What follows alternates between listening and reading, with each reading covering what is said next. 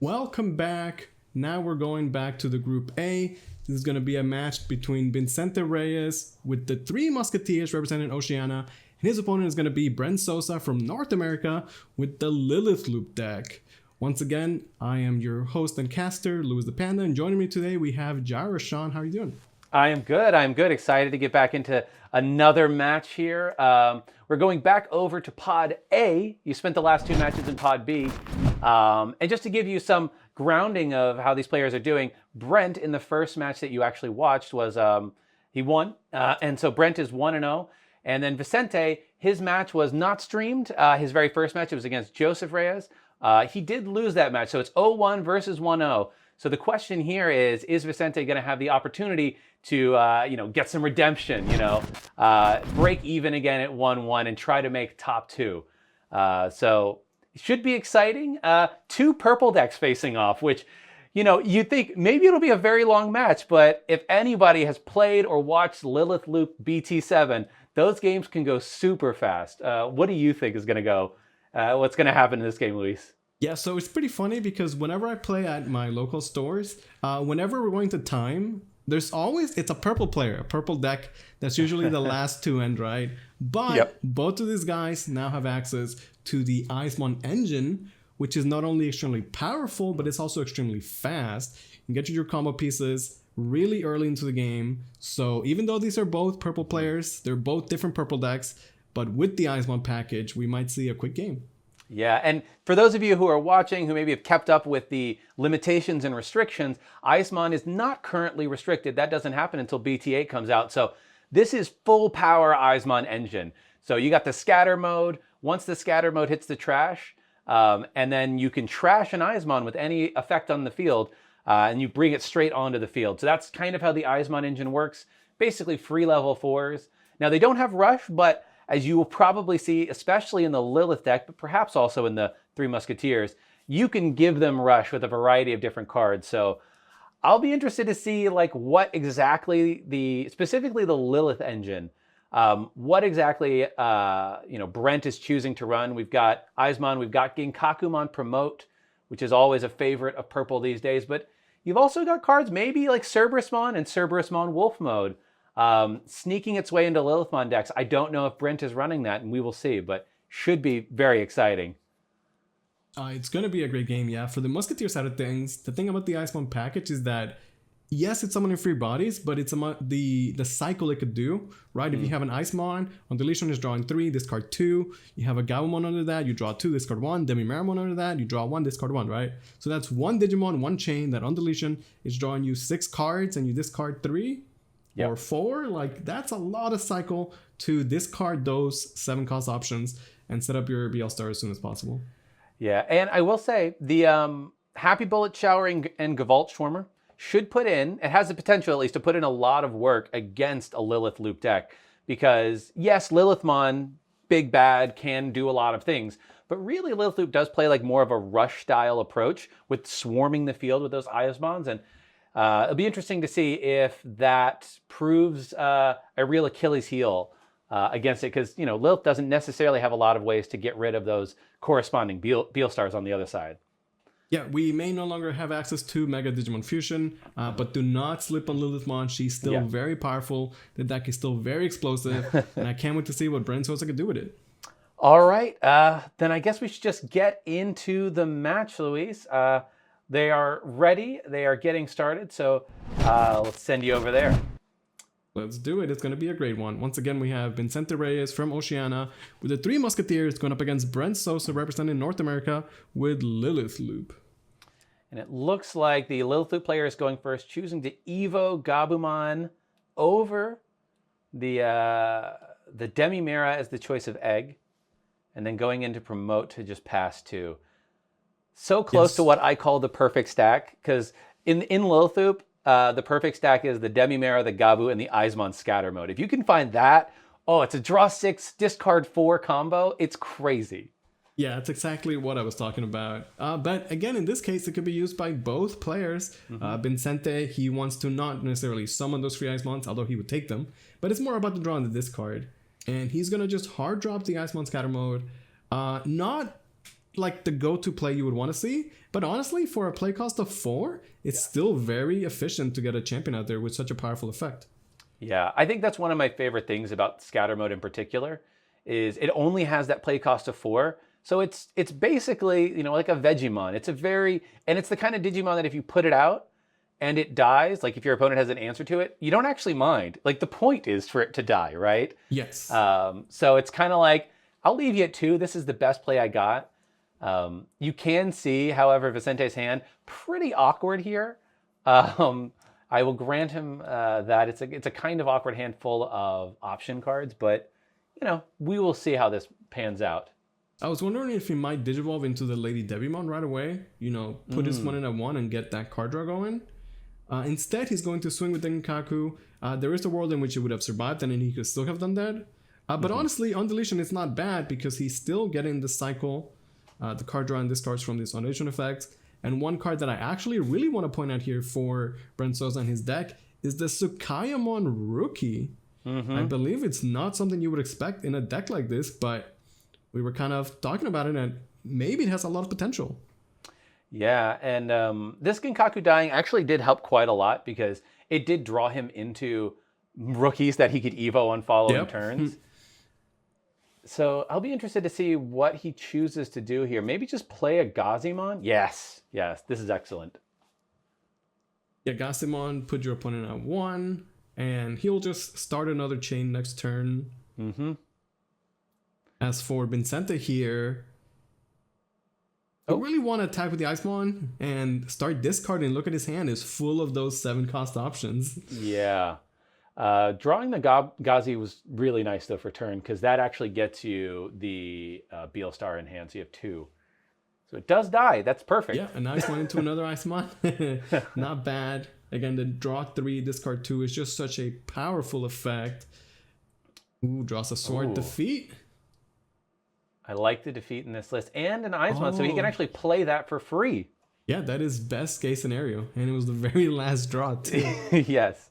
So deciding to discard a Trump Sword and the Icemon with the effects.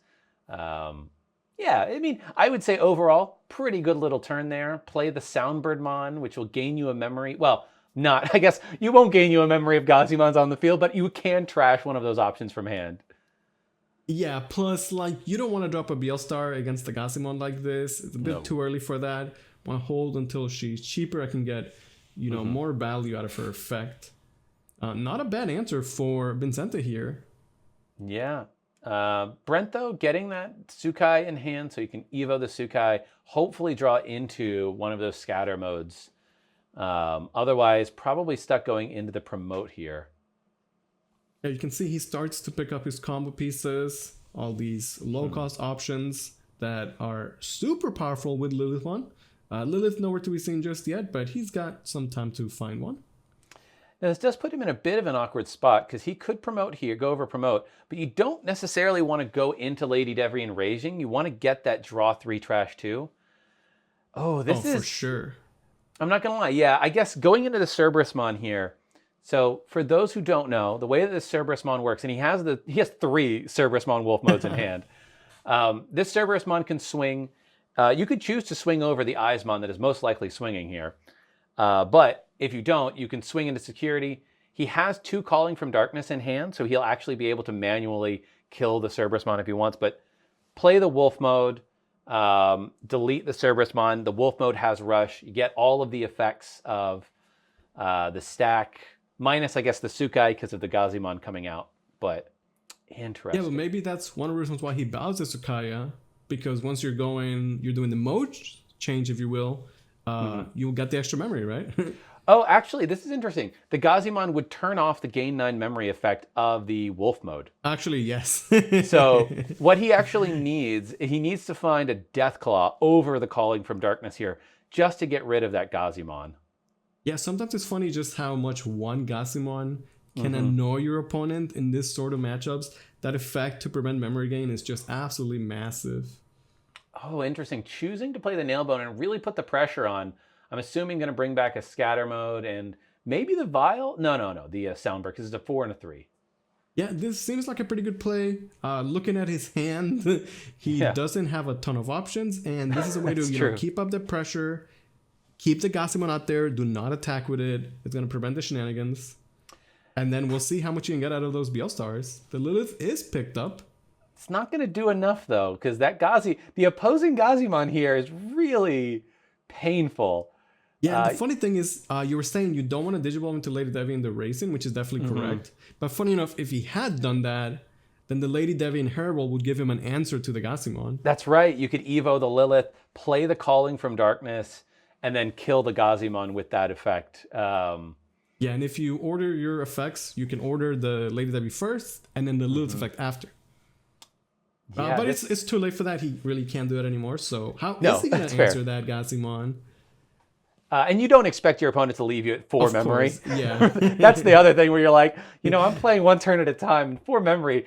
In this format, oof. Well, he is going to go into the Lilith right away. That's pretty interesting. Does he? He only has 8 cards in trash, so he won't be able to get any cards out of trash. Yeah, he still has the other effect where if you play an option, you get the memory. But again, the Gazimon is there to prevent that. Yep.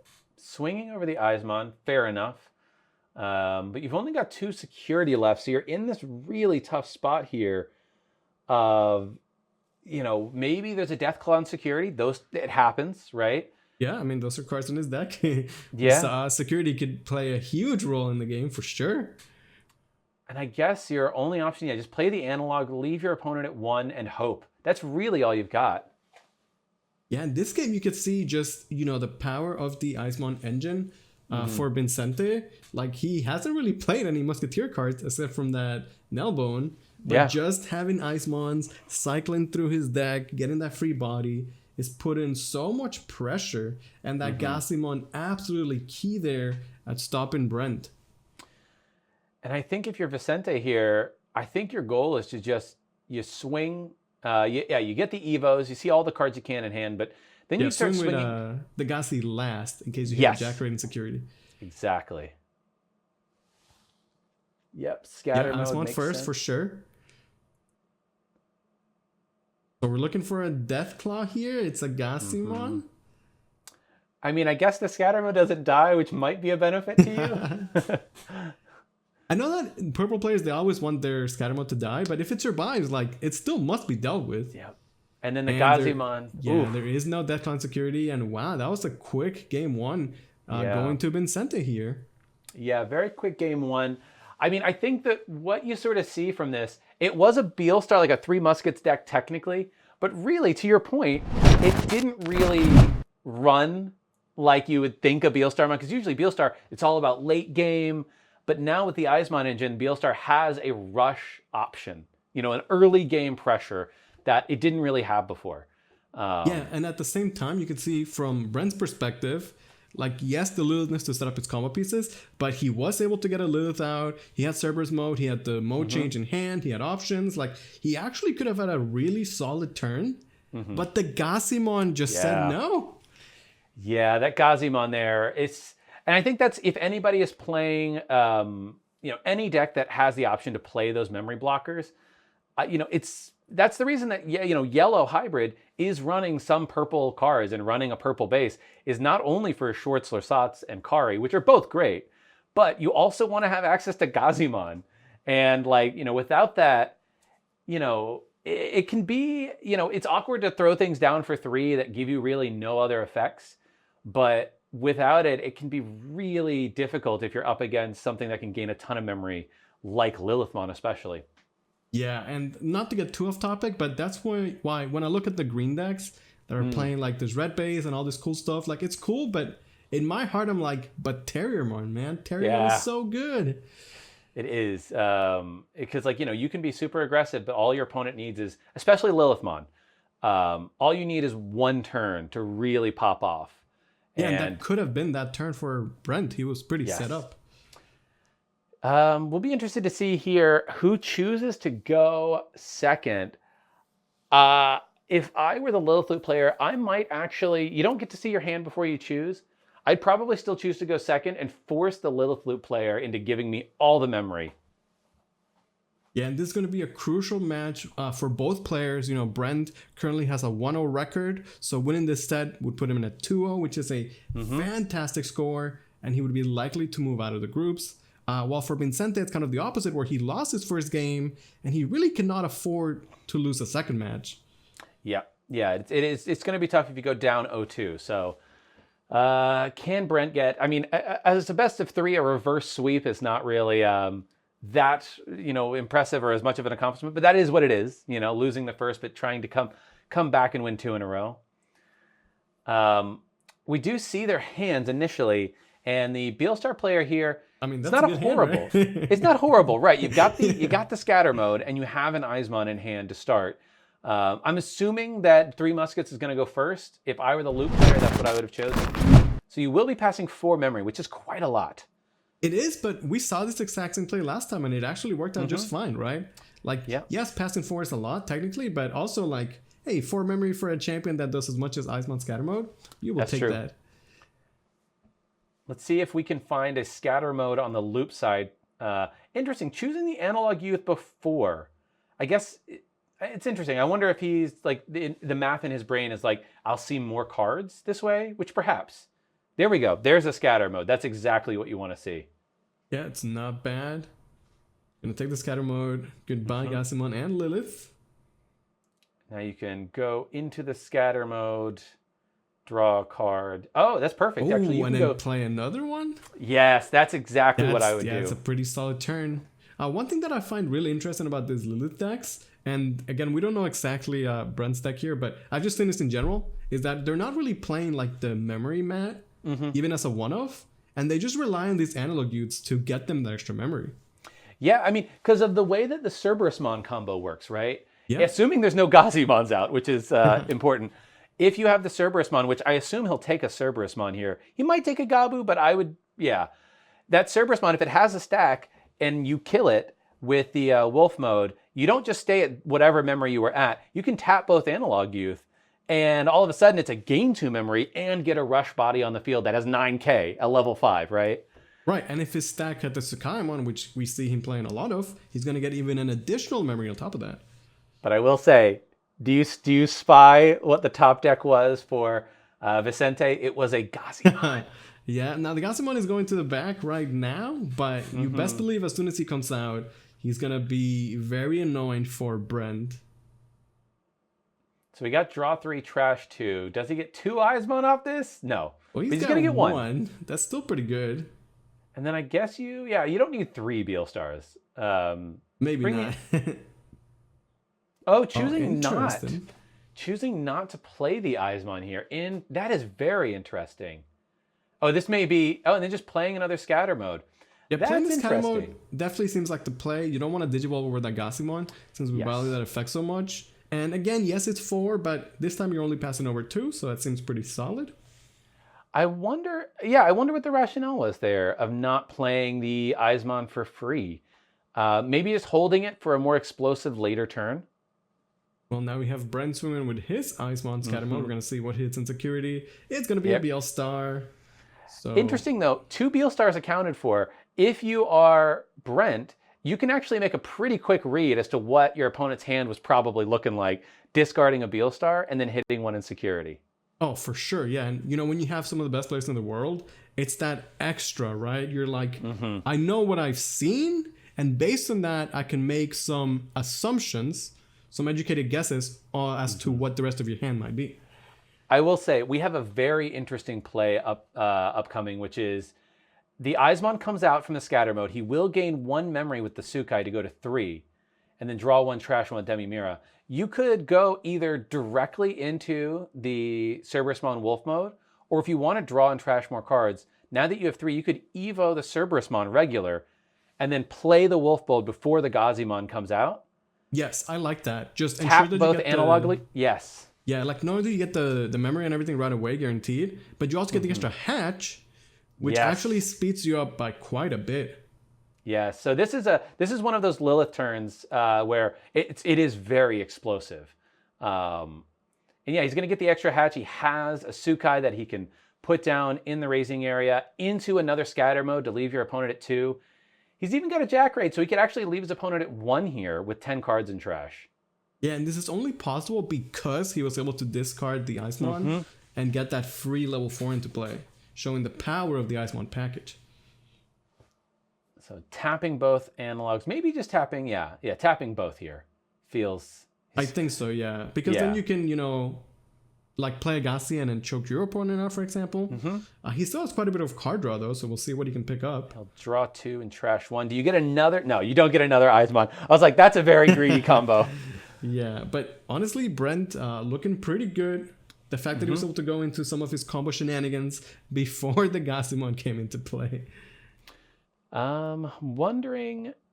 Yeah, I mean, debating. I personally, I would just swing with this Cerberusmon with Rush. Yeah, I think you're swinging with it. But we do know that it's Beelstar, right? Like, there's a lot of option cards you could hit. Maybe there's a worry that you hit something that, makes Beelstar a little bit cheaper. Oh, okay. Well, because he drew the Lilith, now it kind of changes things. Because before I was like, oh, you swing anyway. But now it's like, you kind of want to go into the Lilith. Granted, does it survive? 9K, oh, that's perfect. It definitely survives. That's perfect. And now he's actually got a Jack Raid in hand with 13 cards in trash, so he can go to the 3, play the Lilith, and then bring the Jack Raid, and if there's another option in trash, back to hand. Oh, that's great. And that is going to be the line. I'm actually curious how he's going to end this turn, because he might even be able to go into the sword right away. One of the things about the Musketeer deck is that they really cannot answer a suspended level 7 because you can't Trump Sword it, and then Fly Bullet can only answer level 6 or lower. That's true. So if he ends his turn with a suspended sword and like say, 2 Cerberusmon out or whatever, it's just so much pressure. Yeah, playing the Jack Raid here. Yeah, with the Jack Raid, you would not pass over that much memory since you're getting so much from the Lilith. Yep, just leave him at 2. And then you flood the board. There's only 3 security left, and you would end up with essentially 4 swings on the following turn, assuming nothing can get answered. Yep, that's exactly what's happening here. Yeah, I think that is the play to go for sure. Also, another positive thing about this is that if your sword survives, when you go into your next turn, the sword can take out the Gassimon. So you have a guaranteed answer to that Gassimon. Okay, so I guess the question is, what do you bring back here? Probably a Cerberusmon, just in case you draw another Wolf mode, right? Yes, I think for sure a Cerberus, right? The second one I'm not so sure, and it's a bit tough. It is but he's got a lot of good options. Maybe just another Icemon, maybe a Gassimon if he wants to stop shenanigans, but I don't think it's really needed. This is the one situation where you wish there was a Lady Debbie in trash, because that would be just big enough to be out of range of Gavalt. Assuming, you're playing... that 8 play cost. Yeah, so unfortunately, no... but yeah, the scatter mode, I like that. So if you do blow it up, knowing that you actually might end up drawing into another Icemon, it's a big threat, obviously. Like, I can get rid of it, but will it matter? Yeah, and this is a good display of the Lilith deck from Brent Sosa. Like, man, this is still pretty early into the game. And already look at how much he was able to get out. Having those 2 analog boys, getting that Cerberusmon. The Deathclaw! You could pop the Gassimon on this Deathclaw and just say, no scatter mode shenanigans for you. Yeah, at that point, you want to just sort of deny the fuel that scatter mode provides. And now, what is Vicente going to do? He can play a Beelstar. Got what? Like I said, he cannot answer the Omnimon Sword. Yeah, and then the Omnimon just blows up the Beelstar. It actually blows up anything you throw onto the board here. Basically, yeah, if you try to put down a blocker, it doesn't matter. Yeah, and I also want to emphasize the power of the extra hatch from Brent last turn. That extra hatch is an extra body and extra attack for next turn that really cannot be interacted with, right? So that's Tsukaimon just sitting there. That extra attack might be, what he needs. Yeah. I think the fact that the Zord is also suspended, because, he's eyeing the Trump Sword there. And he's probably thinking to himself, like, I think my only option, knowing that Zord is going to blow up any blocker, I might have to Beelstar and use the... Maybe Trump Sword the Cerberusmon, right? Yeah, honestly, that's probably the only thing. Or you just hope, you could also leave him at 1, right? Play the Eismon, or maybe play a Nailbone, set up for game and say, hey, my security is really threatening. I am playing 3 Musketeers. I'm going to rely on my security here. That's a good point. Yeah, his deck is loaded with expensive, powerful options. So you would think his security would be somewhat decent. Yeah, and then the Gazimon, really nice here, although I think it's going to get taken out. Yeah, the Gazimon's not staying around for very long. No, for sure not. Also, the sword is very good in Lilith, sending extra Digimon to the trash, getting them closer to 20 cards in trash to make those jack rates even better. This definitely seems like Brent's game to take.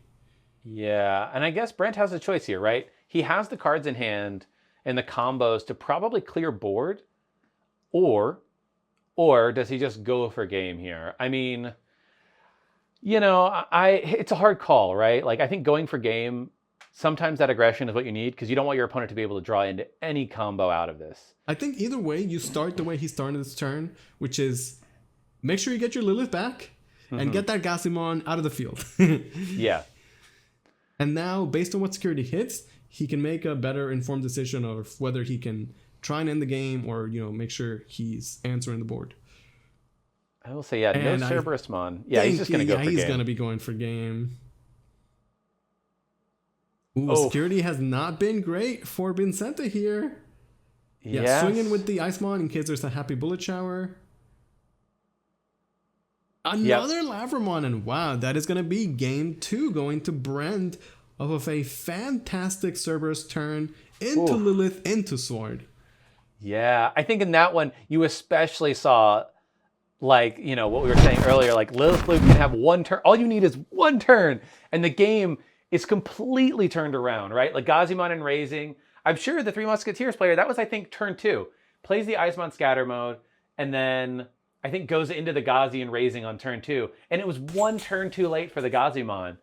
Yeah, the thing about that is that Gazimon was in Raising. He was just watching all the combos go off, unable to stop them because he was not on the field. That is an interesting situation where sometimes you might think to yourself, again, especially against Lilithmon, maybe you just sit there and think, I'm just going to hard play the Gazi, right? Like I know that I'll draw a card if I go in Raising, which is 95% of the time the correct line. Yeah. But maybe in some matches you just hard play the Gazi, eat the play cost, right? And just say, I can't have you having that kind of a turn. So I wonder if going into this next match, he prioritizes getting Gazis on the field over, taking 1 turn off. Because that's all it took was that 1 turn. And in that 1 turn, he went swing, wolf mode, Lilith, into Zwart, all in 1 turn, starting with, I think, 2 memory or something, which is ridiculous. Yeah, and I also want to point out that the Musketeer package of Vincente's deck has not really been working out because, his security has just not been that great. Obviously, it could be because he has the cards in his deck. And he's also not really playing the BL-Stars, right? Like, he's still paying the 7 for the Nail Bones. The BL-Star is not really getting that cheap. And it's really the Icemon that's kind of like holding things together. But he just hasn't had the time to set up this like insane late game Musketeer power that we've seen from the deck in previous formats. Yeah, it's almost like the Icemon engine. In theory, it makes a lot of sense, right? But in reality, it's almost competitive because on the one hand, you're like, I need to trash all of those option cards. I need to trash BL-Star, to make my BL-Stars as cheap as possible. But at the other time, if you're trashing those Icemons and getting free bodies on the board, it's nice because it's a little bit of rush, but that means you're not trashing the other cards that you need to trash for BL-Star. So it's weirdly competitive strategically. Yeah, it's an interesting decision, and I see, why the deck would work. It just, it hasn't been working out for Vicente. That said, we are now 1-1, and Vicente could still bring it back. I'm going to see if he can do so. But man, Brent looked so good that last game. Yeah, it looks like the BL-Starmon player chose to go first here, which is interesting. As we get into the second. He realized that like that game he won was just rushing down with the Icemon, and maybe he wants to go first and just go on the aggressive. Evoing here into just regular Icemon though, not ideal, but I guess just seeing as many cards as possible is the name of the game right now, has the Labra in hand. It's a difficult one. You don't want to give your opponent too much memory, but it's almost like I would have preferred to play the Labra instead of evoing the Eismon there, because that is really the rush strategy a bit. Yeah, on the other hand, Brent has a pretty solid opener. He's got a nice chain, can go straight into the Cerberus, and he is going to do that. Now, you do give your opponent 3, but everything is in raising. You're Gucci. You're fine. Yeah, he's doing all right. Gassimon picked up for Vicente is absolutely key. I mean, we spent so much talking about how good that card is for Vicente in this matchup specifically. Yep. So playing the Labra, getting the draw trash. I guess, yeah, trashing the Happy Bullet makes sense. You're never going to be able to play it from hand. Yeah, plus you get value off of your Cinnamon, Digitama.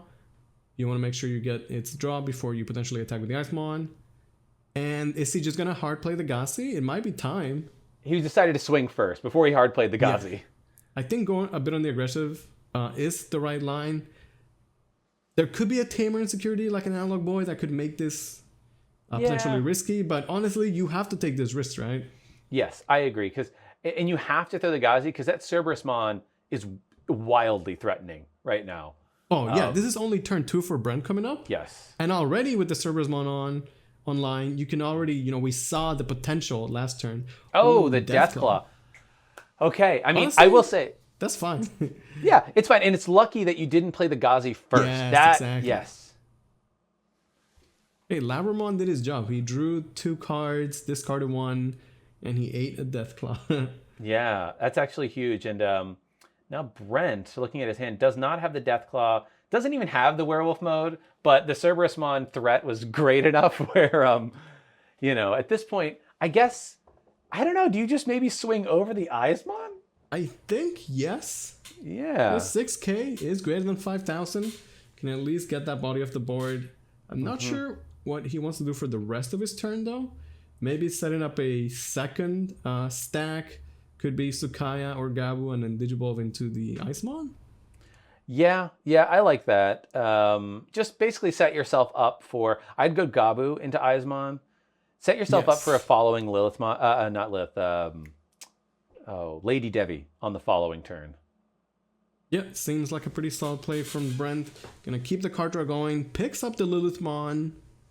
Gonna need a little bit more setup, though. Not going as fast as the previous games, perhaps. This is a weird moment. There's a part of me that almost wants to play the Beelstar for the Happy Bullet showering here, just because the value would feel pretty high. Your opponent has played an Eismon from hand, which means that they probably there's no Eismon scatter mode in trash, so they can't pop anything out for free.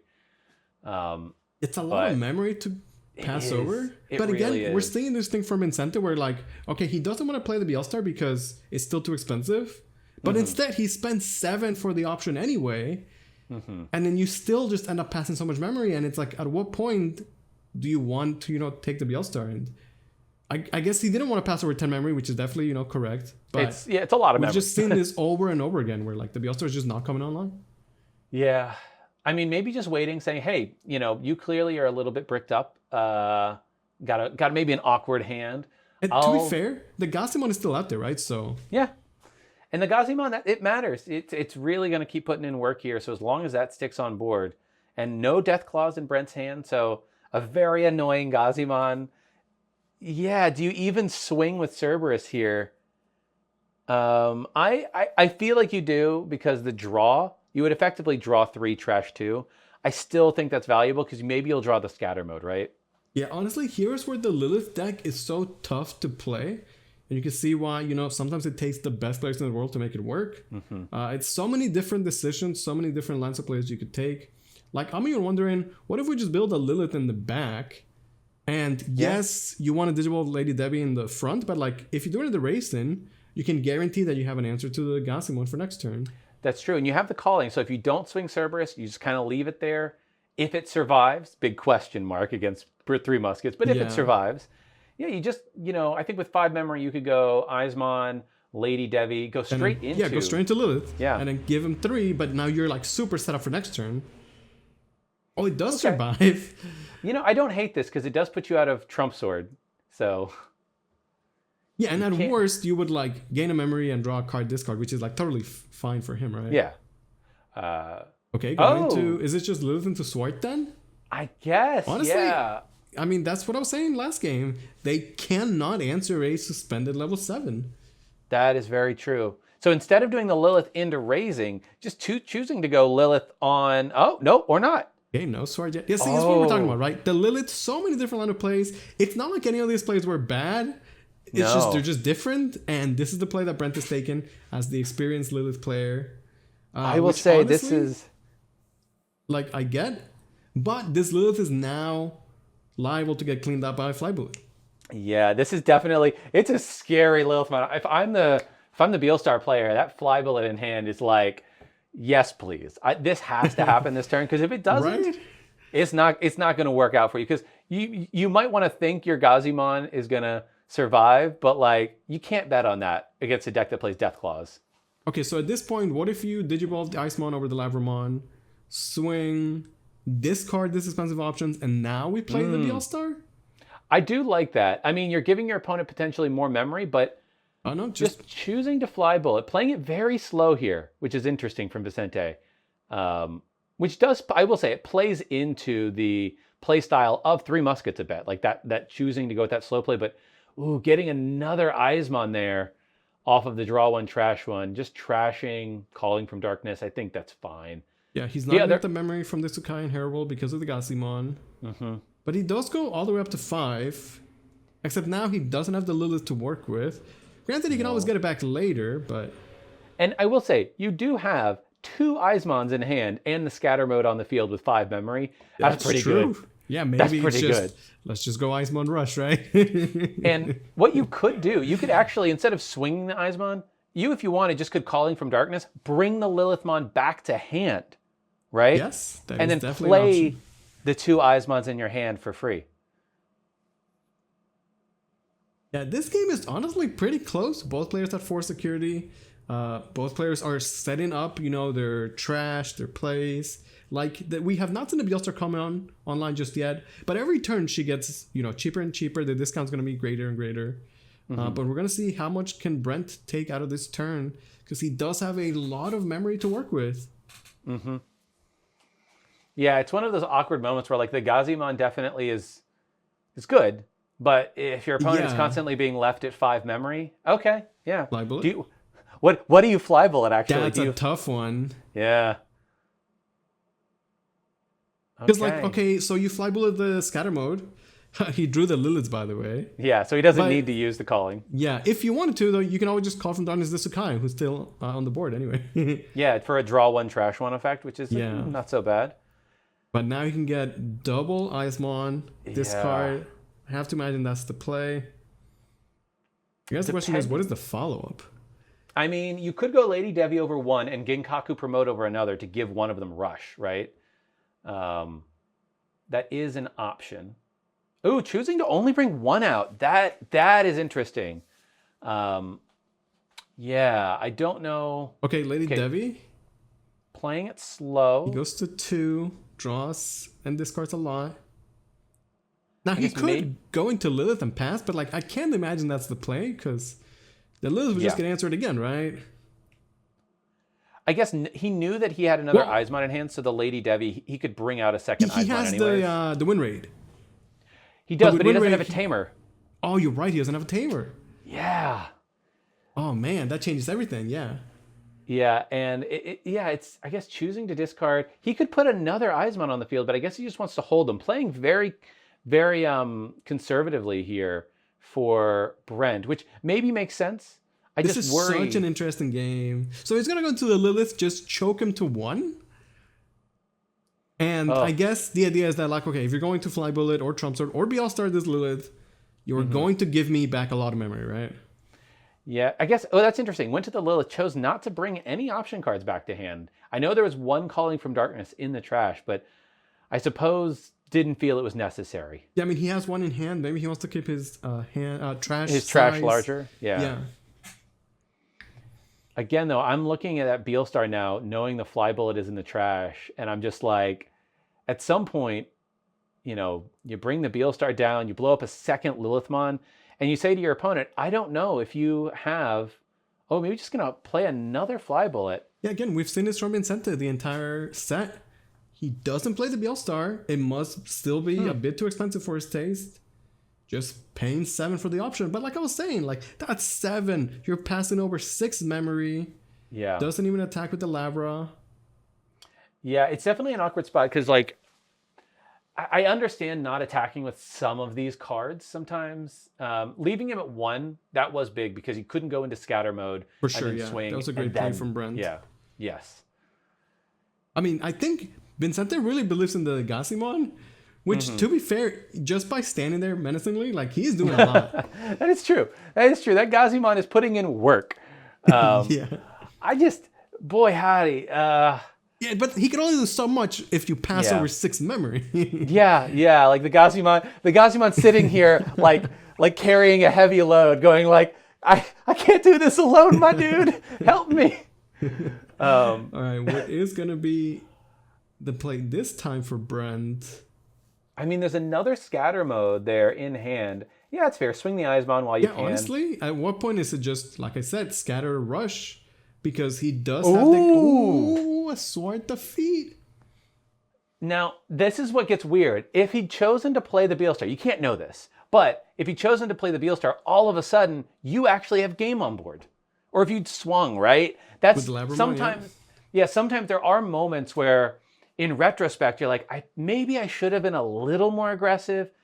It's awkward. It's such a hard Digimon, call. It's all about risk management. Yes. Like, yes, swinging into security is always a risk, but it's about managing those risks and knowing when you have to take the risk because it will lead to you winning the game, and when playing too safe can cost you. Yes. Yeah. Obviously, no one, especially it's in hard, Beelstar, like I don't know if they play 4. They probably only play 2 of the Zort defeats, so small likelihood. Okay, just draw 1, trash 1. We know we can bring out a Eismon with that. You have a Ginkaku promote as well. Yeah, I'm looking at that promote and I'm thinking like, could Brent win the game this turn? He may be able to because he's also got Calling from Darkness, right? Depending on, I don't know if he's got quite the combo, but there could be a world in which you go promote, he's you going swing into the again. promote, yeah. He still has, again, 5 memory to work with after all that. And it's amazing he's done all of this, without being able to gain memory because of the Gazimon. Yeah. But Vicente has just passed over quite a bit of memory. Okay, and there's a Balmon in the trash. Yeah, for sure. You get that Balmon for protection. Yeah. Look at how many bodies Vicente has. He's got potentially 5 attacks next turn. Yeah, Vicente has lethal here, and you're just sort of sat here wondering, like, there might be the Calling from Darkness here. I think has got to be the. I imagine that's got to be the card that maybe saves this if there is anything. I mean, Brent still has 5 memory. Yeah. 10 cards in hand to work with. He's got to use that brain power, figure out how he's going to get out of the situation because the tables have definitely turned. Not being able to gain memory is very tough, though. Also, as a purple player, he has, we could say, most of his trash as a resource as well, so could be something in there. I wonder, if you Cerberusmon there for 3, and you play the Analog Youth, you can gain the memory back, right? Yeah. And then you Calling from Darkness the stack, you would bring the Eismon and the Ginkaku promote back to hand, and then you trash the Eismon to bring it out for free with Cerberusmon. You have 1 memory, Ginkaku promote. Oh, but the Vilemon, Vilemon. Yeah, the extra block actually makes a huge difference. If only the Calling from Darkness. Oh, that's crazy. And those 2 just came from security, right? It was Balmon in security into Nailbone in security, so. Oh, I like thinking like it's I think Lilith Loop especially, it's like a puzzle. Definitely. If there wasn't a Vilemon, there is a combo, right? Like there's the puzzle pieces are there. We're playing Eismon scatter mode for 4. That's Calling. Memory. Yeah, Calling from Darkness, the scatter mode, I guess. Yeah, just get the draw, see what you can get on board. This is such a crazy game. Yeah. This is what you want to see, though. A nice back and forth in the final match of the set. Both players, again, they really need that victory. Brent, he wants to be 0-2 or 2-0. And Vicente cannot afford to go 0-2. Bringing back the Eismon, what else is in his tracks that he really wants here? 2 Eismon, yeah, I guess you could play the 2 Eismon here, which is fair. Looks like some minor technical difficulties as we regain connection. Yeah, trying to figure out, what Brent is going to do to stay alive here. Yeah. But he'll take the 2 Eismon back. He'll be able to play them for free. He'll draw 3 cards. I guess what he's looking for, honestly, he's probably just looking for a Deathclaw? A Deathclaw, yeah. Yeah, right? Because you need to remove one of these bodies, you know? Right, and at that point, like, you remove the Gassi, and then next turn, he would be set up, right? Yeah, I mean, I don't think we've seen any Deathclaws in this match. So even if he doesn't see a Deathclaw, he'll only have 13 cards left in deck. So the likelihood that maybe 1 or 2 are hiding in the security might actually start getting pretty high. Okay, he's drawing. Dax Raid. No Deathclaw. No. Is that all 3 there? Yeah. My gosh. So sometimes yeah, it leads to the like I was saying, you can make an assumption. You're like, hey, I've seen most of my deck. I'm not seeing these Deathclaws anywhere. There's a reasonable chance that they may be in security then. Yeah. At this point, I think Brent has to say, look, my board, you could Gavault, but you've got somebody in raising, right? Yeah. And all that you would need is, oh man, this is tough. Like, the security was so key for Vicente. Getting the sword to feed, the Balmon, and the Nailbone to bring it back. Actually crazy. It may not matter ultimately, but I actually would have preferred not going into Cerberusmon because, again, you're playing against Beelstar. They can Gavault if they need to, if something goes wrong. I would have actually preferred going into either the Wolf mode or the Lady Devi to put you just out of range of Gavault. Okay, he's going to start swinging. Is there a Deathclaw in security? No. Nope. Boy. Okay. So do we find a Deathclaw? Yeah, we'll see if Analog can find one. A Wolf mode? A Jack Raid? Nope, no Deathclaws. Okay, well, there gotta be somewhere in the deck, right? There's somewhere with 12 cards left. This is such a close game between these 2 amazing players. Yeah, you swing with the Gassi last for sure. Yeah. Oh, Deathclaw! There is the There it Deathclaw. is. That is such an amazing hit for Brent. I guess the question is, do you take out the Vial or the Ghazi? I think you take out the Vial at this point. Because if he knows that he can't win, but if you take out the blocker, right? Well, okay, because if you take out the Gassi, like, your deck opens up. Yeah, if you take out the Balmon, he could just replay it, right? If he has... Well, you know there's a Nailbone and Trash. Right? Yeah. Like, he hasn't played a Bielsa the entire game. Okay. I mean, that's huge, though. That definitely... Yeah, the Deathclaw saves him. Without the Deathclaw, like, he's done. Okay, it is going to be the Balmon. Well, to be fair, now, since Vicente can win the game...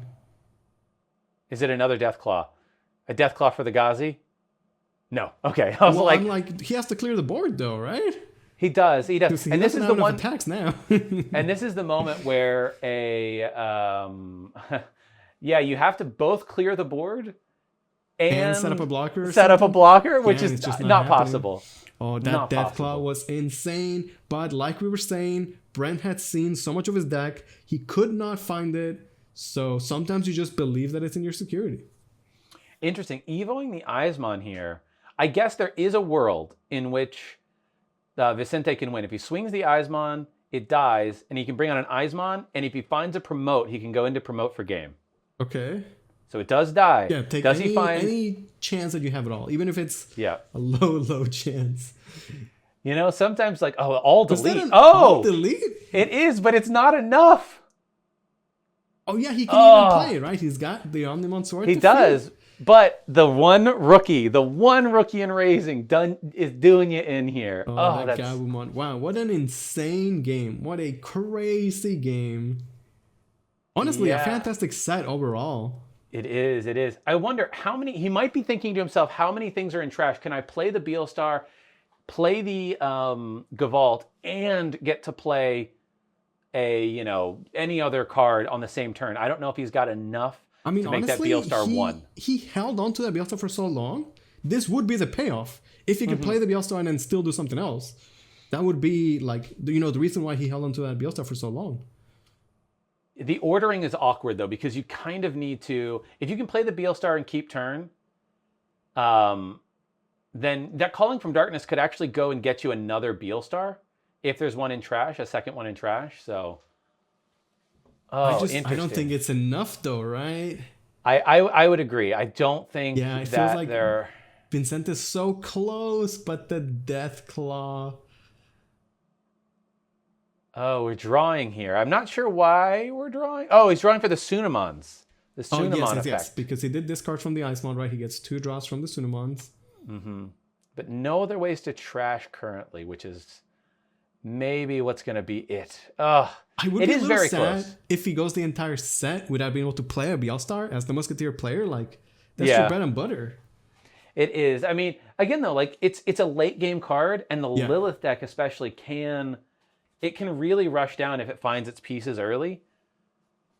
And honestly, I'm impressed the way Brent played that entire game with staring at the Gassimon in the face, no memory gain, but he still found some amazing plays. He found some great pressure with the Icemons.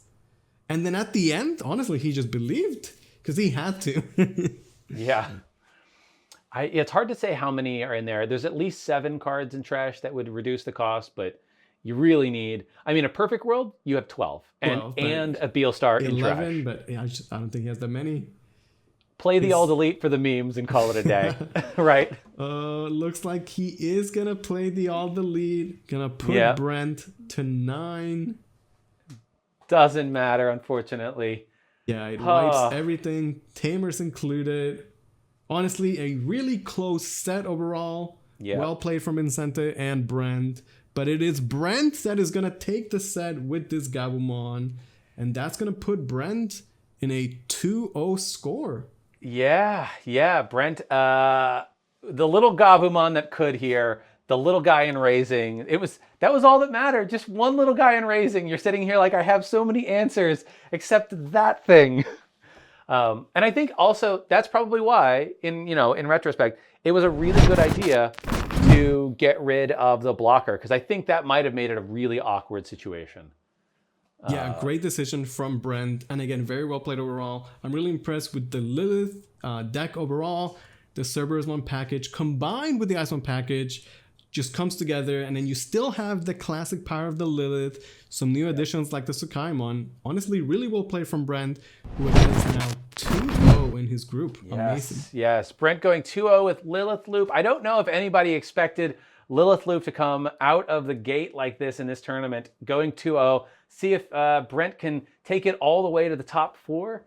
But going into the next match, we are going to have Daniel Carreno and Chungman Chen, who are going to be playing, I believe that is Cherubimon, and then it'll be playing against Blue Hybrid. So, a bit of a rematch just with different player there from the very first match that we commentated in the morning.